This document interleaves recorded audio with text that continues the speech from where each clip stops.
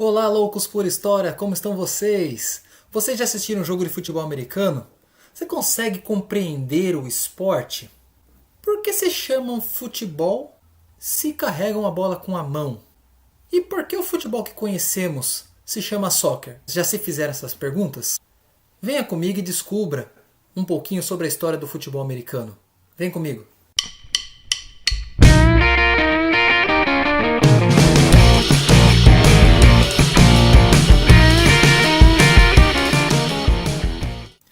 Para a gente começar esse vídeo, vamos primeiro falar um pouco do futebol que nós conhecemos mais, né? O futebol soccer, como é chamado nos Estados Unidos e por muito tempo foi chamado na Inglaterra, né?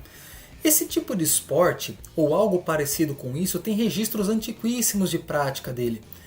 Alguns registros, ou os mais antigos, datam de cerca de 3.000 a 2.500 anos antes de Cristo, praticados lá na China.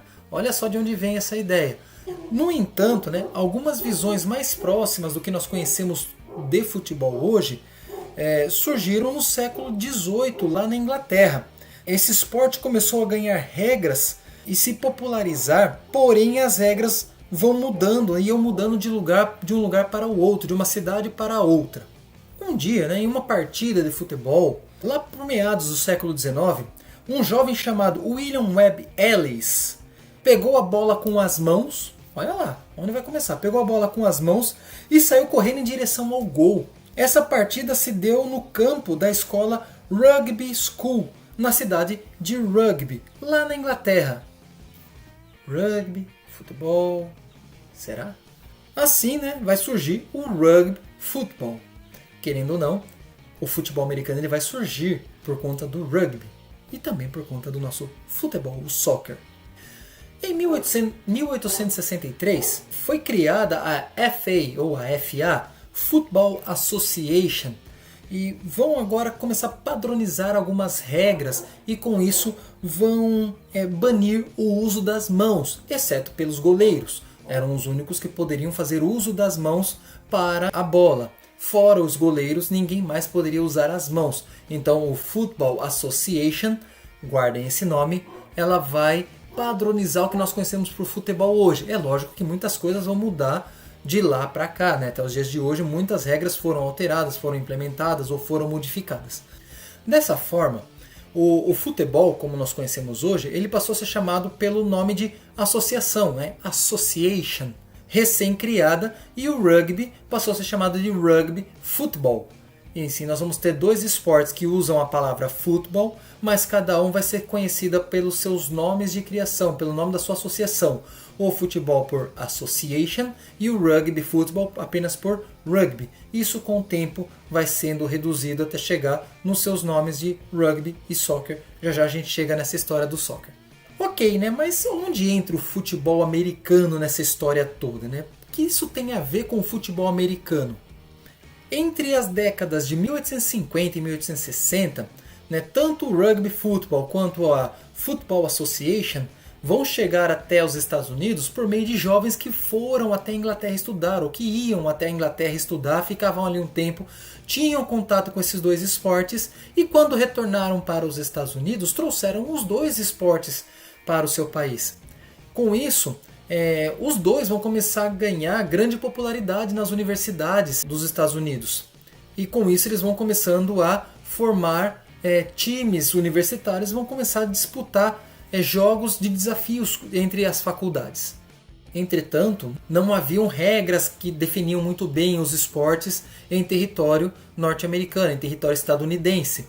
Cada um vai ter algumas regras diferenciadas de uma faculdade para outra, de um lugar para outro, igual acontecia na Inglaterra no princípio.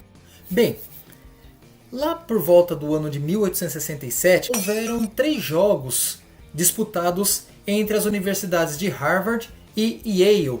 3 jogos aí, desafios, uma faculdade desafiou a outra para fazer essas partidas. Só que aí nós tínhamos uma particularidade, Os jogadores de Harvard usavam as regras do Rugby Football, enquanto os jogadores de Yale usavam as regras do Football Association, ou futebol europeu. E já em 1875, os jogadores de Harvard conseguiram convencer os de Yale a adotar as regras do rugby.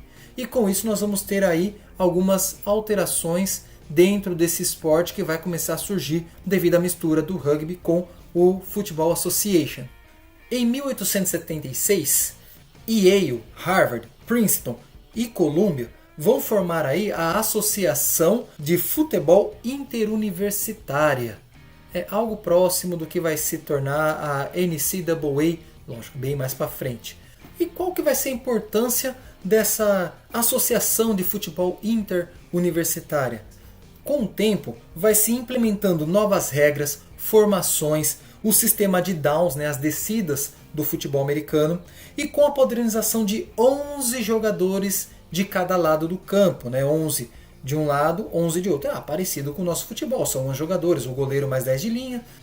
E por conta dessas padronizações, o esporte foi ganhando cada vez mais características próprias e se distanciando cada vez mais do futebol e do rugby. E aí nós vamos começar a ver a formação do que vai se tornar o American Football. Então, com isso tudo, né, na tentativa de diferenciar o esporte americano do rugby, passou-se a denominá-lo, né, então, como American Rugby Football, tendo seu nome reduzido para American Football e hoje apenas Football. Então, se você for assistir uma transmissão, por exemplo, de um jogo da NFL pelo canal da NFL, por exemplo, no YouTube, você não vai ouvir o narrador falar American Football. Ele vai falar simplesmente de Football. Se ele for se referir ao nosso futebol, ele vai falar como Soccer. Já vamos chegar nessa situação. Por que é soccer? Tá bom, ok. Então, por que raios e trovões? Nosso futebol é chamado de soccer e não de futebol, já que é jogado de fato com os pés. Então, como foi relatado anteriormente, né, em 1863 foi criado lá na Inglaterra a Football Association, uma espécie de precursora do que viria a ser a FIFA.